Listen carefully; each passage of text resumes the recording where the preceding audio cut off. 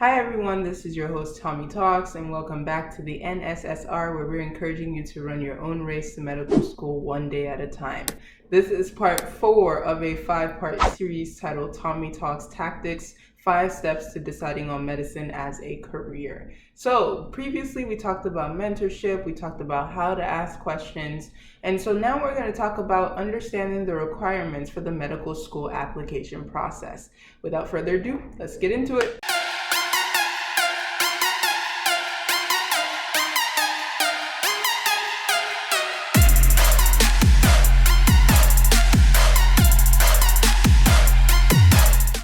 So the first thing we need to understand is coursework.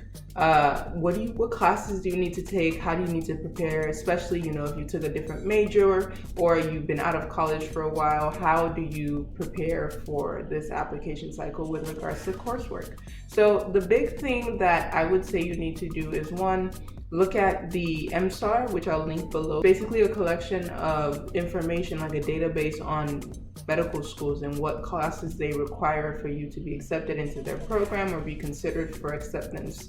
That's a great resource because it has everything pulled in one place. If there's stuff that you don't find there, please go on the school's individual websites to see if there's any specific courses that they require. And so marry that with what classes have you taken, how long ago have you taken them, because some schools may say, we want this course, but we want it within the last X number of years. And so that's also something to think about, because then that will help you not only choose your schools wisely, but also decide, is this class really worth taking? If 6 of all my schools require it, I may need to take this class. And so that'll help you plan on, how am I going to get these classes done? What number of classes do I need to get done? Because the worst thing that can happen is, well, not the worst thing, but a bad thing that can happen is, you do all your classes, you're ready to apply, only to realize there's one class that you didn't do. And because of that, schools may not even consider your application. So please look that up ahead of time, get acquainted with the courses that you need, and be able to make a plan for how you plan to accomplish them. With regards to how you plan to do them, there's a couple of things to think about. What classes need to be done at a 4-year university? Is it like a physics where you have a lab component and you have an electric component? You need to usually do that at a 4-year university. Is it a class like English where, you can do it at a community college, or you can even do it online? There are a lot of online options at community colleges, especially during like the summer mini-semester, summer semester, winter mini-semester type of things. And especially during this time where there's a lot of online platforms that are available for you to do these courses virtually. What classes can you do virtually without leaving your home? What classes will you need to register at a university for? And that'll also help you manage the financial aspect of planning for this also, because if you can budget for which classes are more expensive, usually the 4-year university ones, you can begin to make a plan to how to take those classes. The other thing too is thinking about coursework in relation to the MCAT.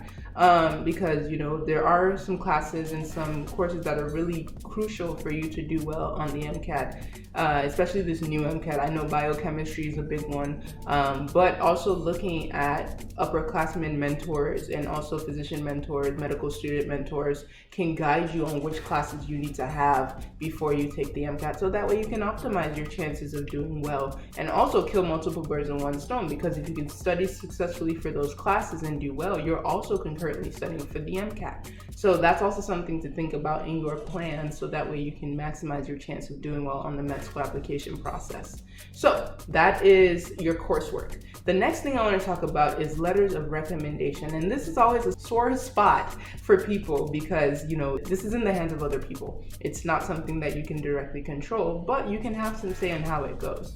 The first thing I would advise you to do with regards to letters of recommendation is, one, check out MSAR again to find out how many letters of recommendation are needed and from whom those letters are needed, because some people will say we want a science professor, we want a non-science professor. If you've been out of school for too long, we want you to have an employer's letter of recommendation. If you have a certain types of school that provide a premed committee letter or a premed packet, we would require that.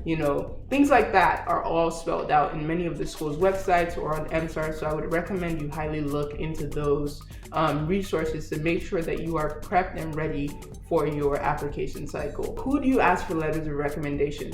It once again depends on those requirements from the schools, right? You want to know, do you need a science professor? Do you need a non-science professor? Do you need an employer's letter of recommendation, etc.?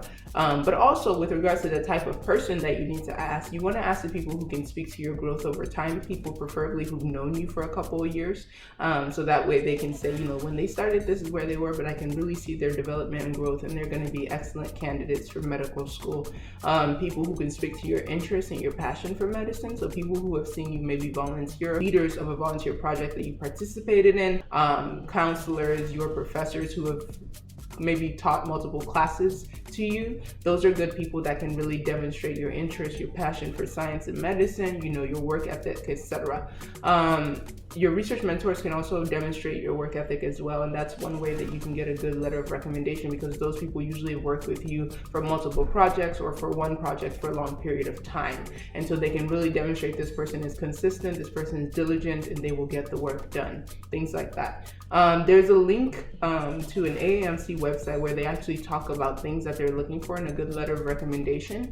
And so one trick I would encourage you to employ is to actually read that, because that's addressed to people who are writing the letters, but also it'll help you, because if you read that and you say, these are things they're looking for, who do I know that can speak to them? I think that's a really good way to maximize getting the strongest and most favorable letter of recommendation that you can find. And another tip that I will say is definitely ask more people for letters than the letters that you need, because sometimes, I'm getting a little triggered, it's okay. Sometimes some people may, take their time due to life or whatever to write your letter of recommendation, but the clock waits for no man. So, if you need 3 letters of recommendation, ask a couple more people, so that way when you are ready, you have the number of letters you need. If someone comes through with those letters, fine. If they don't, you're not pressed. And all your bases are covered. So that's something to really think about, and make sure you have a list walking in of who you're going to ask for those letters, so that way you are most prepared by the time the deadlines arise. So how do you navigate this letter of recommendation kind of issue? One thing is to ask early, ask in person, and ask professionally. Ask early, because a lot of times the professors themselves, or whoever you're asking for a letter of recommendation, may be asked by multiple people, and so they're writing multiple letters of recommendation. So it's really important to give them the time they need to really sit down with it and write you a very good letter. The last thing you want is to be like, oh, Professor so-and-so, this letter is due tomorrow. Can you kind of put something together for me? I guarantee it's not going to be a great letter, or at least it won't be as great as it could have been if there was a little bit of time given ahead. The other thing is that it may take them time to write it for other reasons other than the fact that they're writing multiple people's letters. The time between when they submit the letter and when it's uploaded into your file is also very lengthy. So you need to account for that. You don't want to ask them to write it and submit it on the deadline, because it takes a little bit of time and you don't want your letter to be missing from your application. And also, it's really important to account for the fact that you want to be prepared, because if you ask someone a month out and they haven't responded to your email, you're assertive about your letter recommendation. Don't bully your letter writer. It's not going to come out well for you.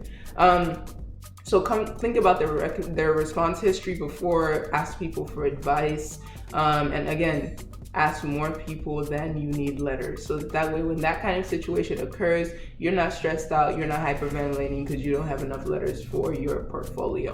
The other thing that I wanted to say too with regards to letters of recommendation is give them information. So if you're asking someone to write a letter for you, it may be useful to give them a draft of your personal statement. Even if it's not perfect, it can probably give them an idea of where your head is at with regards to why you want to go into medicine. So give them a personal statement, maybe give them a resume with your activities, so that way they kind of know who you are outside of their classroom or outside of their research lab or what have you.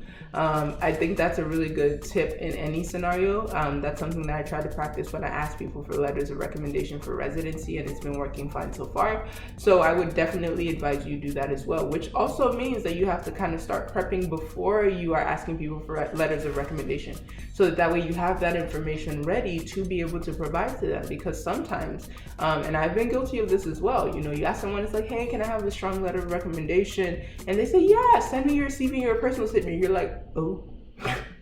I haven't done that yet, you know? So things like that are really important to start working on. If you know you're gonna need letters in the next couple months, you know, start writing a draft of that personal statement, start putting together your experiences so you have at least something. It doesn't have to be perfect, but you have at least something to present to them to get them to know you a little bit more. The last thing I wanted to say is ask if they can write a strong and favorable letter of recommendation for you. If they waver in any way with regards to those two things, back up, okay? So you want somebody that's gonna write a strong and favorable letter to you, because there's some people that may write a strong letter, but it ain't favorable. There's some people that may write a weak letter that's favorable, which is not really helpful to you, right?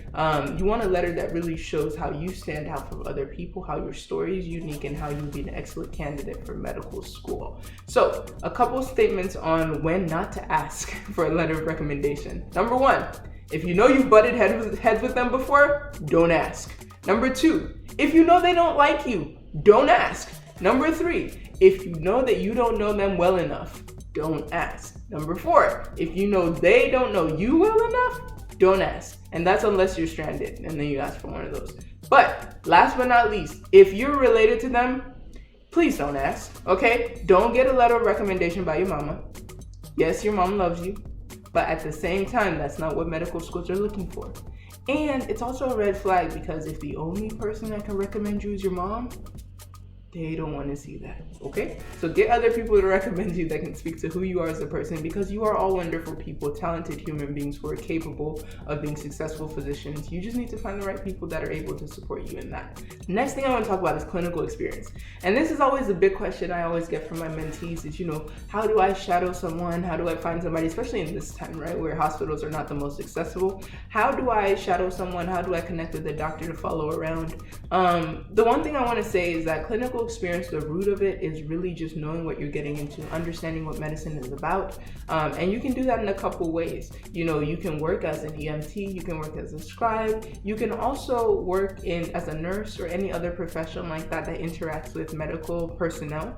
The other thing too is honestly just talking to a physician. You know, in the previous video we talked about what to ask, questions to ask about medicine, questions to ask about how to prepare for medicine, and that's a really good thing to understand when talking to a physician, because you may not get to talk to them while they're rounding on patients or whatnot, but you may get a Zoom call to be able to sit down and really find out where their head is at, what this profession is about. And I think that's very significant, because that'll drive your personality search and what you think will be good for a medical doctor as well. So the other thing I wanted to say about clinical experience is that caretaking is one form of clinical experience. If you have to take care of a family member, a parent, a spouse, whatever, through whatever medical illness, that is something that puts you in direct contact with medical personnel, because by virtue of your role, you are part of the healthcare team, and you're part of the team for your loved one who is suffering through whatever they're suffering through. And so I don't want anyone to think that that is not a legitimate way to gain clinical experience or be ashamed of it or think it's a red flag. No, that's actually one of the best ways to understand what the field of medicine is about, and also what makes a good physician, because unfortunately you are on the receiving side, either as a patient or as a caretaker of one. You are on the receiving side of whatever medical physician, whatever medical doctors give you.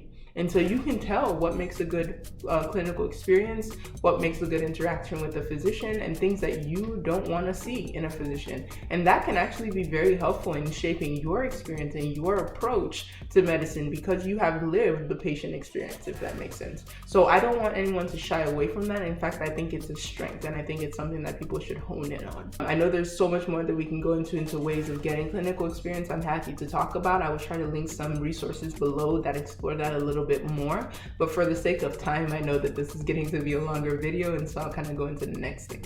So the last couple pieces are pretty big, and I think that they require a lot more depth to go into, and those are personal statement, your MCAT, and actually filling out that application. You know, it's a lot to think about, it's a lot to go through, it's a lot to navigate, and my friend JR, aka The Evolving Medic, has a whole YouTube playlist dedicated to this. And so I think you guys guys would benefit from checking it out, because I don't want to kind of gloss over that topic. I think it's very important. Those three are keys to getting into medical school and presenting yourself as the best possible applicant. So please go over, I will link that above, so you can go over to his channel and watch those videos, because they are very well put together, very informative, and very, very succinct ways of seeing all the things that you need to do in those regards to be able to prepare yourself for the application process. So I highly recommend that you check those out and support his channel as well. So I know I've gone through a lot. I know there's a lot of things that, you know, may be still confusing, things you may have questions about. Comment questions below. I would be happy to talk to you and dialogue with you.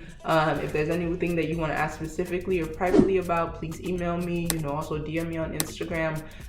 The channels are linked at the top of our channel page here. So please, please, please get in contact with me, reach out. I'm happy to be a resource to you in whatever way I can be. And if I don't know, I will connect you to someone who does. So this has been Tommy Talks. This has been the NSSR. I hope that you are encouraged and motivated to go about this journey and continue to be the best person that you can be for yourself, for your loved ones, and for your future patients someday. All right, guys, have a good day, have some peace in your life, and stay encouraged. Bye. So quick question for you. Why haven't you subscribed yet? Why haven't you liked the video? Why haven't you shared this with a friend? These things help my channel to grow and also help the people that need it to be able to see this material. So definitely do these things and help me out. And also in the comment section, let me know what you would like to see. Let me know if you enjoyed this video and if you'd like to see more like it. Thanks, guys. Bye.